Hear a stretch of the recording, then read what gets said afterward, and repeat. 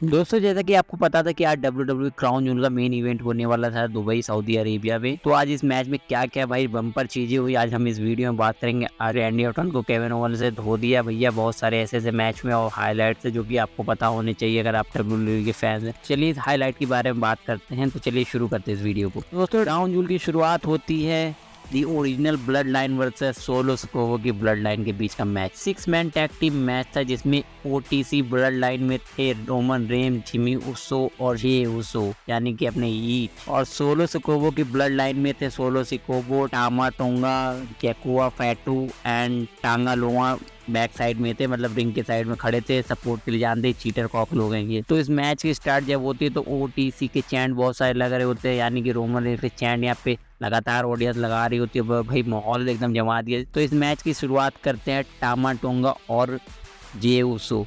यहाँ पे match start होता है तो ईट के भी चैंट लगते हैं। भाई मैच काफ़ी अच्छा चल रहा होता है, काफ़ी सारे हमें हाई फाई मूव देखने को मिले, खतरनाक लड़ाई हो रही होती है दोनों के बीच में। जहाँ पे जब रोमन रेंज को टैग मिलता तो ऑडियंस फिर से ओटीसी के चैंट लगाने लगते और पूरा जो क्राउड था और वहाँ का एरिना था ओटीसी के ही चैंट लगाते, हर जगह गूंज रही थी ओटीसी की चैंट। और रोमन रेंज का जानते हैं आजकल दबदबा बना हुआ भैया। पर यहाँ पे जो blood line original blood line है यानी ओटीसी की वो आज हार जाती है, जहाँ पे सोलो स्कोबो समन स्पाइक लगा के इस मैच को पिन फॉल कर देता है रोमन रेंज को। यहाँ पे 4 साल बाद किसी बंदे ने फिर से रोमन रेंज को पिन फॉल से मतलब हराया है, यानी कि तीसरे बने हैं मेंबर जो कि रोमन रेंज को मतलब पिन फॉल किए हैं 4 साल में। यहाँ पे मतलब सोलो सिकोबो की ब्लड लाइन जीत जाती है। उसके बाद ये सब हमला करने लगता है रोमन रेंज के ऊपर, टेबल के ऊपर ले जाते, जो अनाउंसमेंट टेबल होता है वहाँ पे मारने ही जा रहे होते, लेकिन जे उसको वहाँ पे बचा लेते। फिर जे उसको ये सब रिंग में लेके आते, फिर वहाँ पे उनको मारना चालू कर देते हैं। तभी यहाँ पे सैमी ज़ेन का म्यूजिक बनता है और ऑडियंस सैमी ज़ेन के चैंट लगाने लगती है। और यहाँ पे सैमी ज़ेन हमें देखने को मिलते हैं रिंग के साइड बढ़ रहे होते हैं। जब सैमी ज़ेन रिंग के साइड आते हैं तो सोलो सिकोबो उनको अपने मतलब हाथ फैला के कहते हैं आजा भाई गले लग हमारी टीम में आज। ये सब तो वैसे पिट चुके हैं सब। फिर क्या सैमी से गले लगने जा ही रहे होते लेकिन वो इसको सुपर लेग्स में बदल देते हैं, यहाँ सोलो सिकोबो को धो देते। उसके बाद टामा टोंगा और जैको फोर्टो है जो कि हमला कर देते हैं सैमी ज़ेन के ऊपर। उसके बाद जे उसो और जिमी उसो उठते हैं और वो भी मारना चालू कर देते हैं। उसके बाद रोमन रेंज भी आते हैं रिंग में। उसके बाद फिर क्या सबकी मतलब रिंग साइड क्लियर किया जाता है। वहाँ पे बस बीच में सेंटर में सोलो सिकोबो फंस जाते हैं या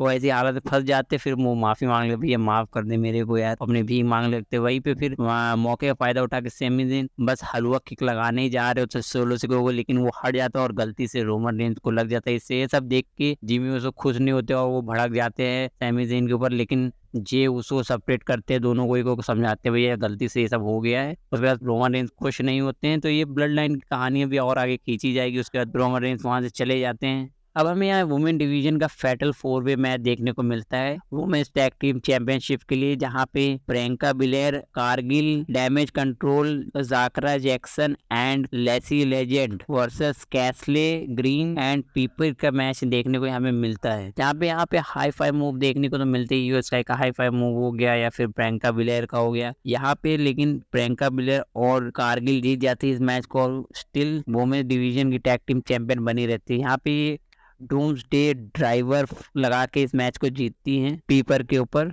अब हमें यहाँ पे सेट फ्रिकन्स रॉलिंस और ब्रॉन्स रीड का मैच देखने को मिलता है, जहाँ पे काफी सारे तगड़े हाई फाई मूव देखने को मिलते हैं सेट रॉलिंस की तरफ से, स्टॉर्म देखने को मिलता है। उसके बाद यहाँ पे ब्रॉन्स रीड भी काफी भारी पड़ रहे होते हैं सेट रॉलिंस के ऊपर, लेकिन दोनों का मैच काफी दमदार चल रहा होता है। उसके बाद हमें रिंग साइड पे भी इन दोनों का मैच देखने को मिलता है, जहाँ पे स्टील स्टेप पे ब्रॉन रीड को स्टॉर्म देते हैं सेट रॉलिंस, और उसके बाद मतलब रोप के ऊपर जाते हैं और वहां से ये हाई फाई मूव लगाते हैं अपना स्टॉर्म सुपर स्टॉर्म ब्रेकर लगाते हैं और यहाँ पे सेट रॉलिंस मैच को जीत जाते हैं। लेकिन इस बात से ब्रॉन रीड खुश नहीं होते और ये मैच आगे भी कंटिन्यू होगा जहां तक देखा जाए, क्योंकि रीड इसके बाद कहते हैं बेटा तू रिंग में आ, लेकिन सेट रॉलिंस का रिंग पे नहीं आते, वहां से वो निकल जाते हैं मतलब मैच को जीतने के बाद। बस दोनों में वर्बली कन्वर्सेशन चल रहा होता है, मतलब ये मैच अभी आगे भी चलेगा। अब हमें यहाँ पे WWE women's crown jewel championship का मैच देखने को मिलता है Nia Jax versus Liv Morgan का। यहाँ पे नाया जैक्स और लिव मॉर्गन मैच चालू होता है। यहाँ पे लिव मॉर्गन कोड ब्रेकर भी लगाती है नाया जैक्स के ऊपर, लेकिन ये काउंट डाउन करके मतलब पिन फॉल को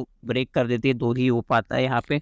उसके बाद नाया जैक्स भी अपना वो जो क्या कहते हैं भैया कूदती है उसके ऊपर अपना फिनिशर लगाती है, लेकिन फिर से लिव मॉर्गन हिल जाती हैं उसके बाद टिफनी आती है यहाँ पे कैश इन करने, लेकिन नाया जैक्सन को समझाती है बेटा तू क्या करना है, तुझे पिटना उठना है क्या भाई मुझसे। तो वो कहती है नहीं मैं लिव मॉर्गन के ऊपर कैश इन करूंगी, लेकिन तब भी नाया जैक्सन को समझाती है कि भैया जा। उसके बाद क्या इस मौके का फायदा उठाती है लिव मॉर्गन, लेकिन पिनफॉल नहीं कर पाती है। उसके बाद फिर टिफनी वापस से आती हैं और कैश इन करने की कोशिश करती हैं, लेकिन इस बार यहाँ पे गैल रॉड्रिगज़ आ जाते हैं और ब्रीफ केस को छीन लेती हैं। उसके बाद क्या बसड़ मचीती रहती है। उसके बाद लिव मॉर्गन मौके का फिर से फायदा उठाने की कोशिश करती है, लेकिन नहीं। उसके बाद नाया जैक्स हमला कर देती है लिव मॉर्गन के ऊपर। फिर उसके बाद यही सब चल रहा होता है। उसके बाद क्या है, यहाँ डोमिनिक मिस्टीरियो आते हैं भैया डर्टी डॉम, और यहाँ पे ब्रीफ केस रिंग साइड भी थी। यहाँ से रेफरी का थोड़ा ध्यान भटक जाता है और वो डोमिनिक मिस्टीरियो की तरफ ध्यान दे रही है। उस मौके का फायदा उठा के रॉड्रिगज़ मतलब नाया जैक्स को मारती हैं। उसके बाद रिंग साइड पे मतलब अपना कोड ब्रेकर लगा के लिव मॉर्गन इस मैच को जीत जाते हैं और पहली वुमेन्स बन गई जो क्राउन जूल चैंपियनशिप को जीती है।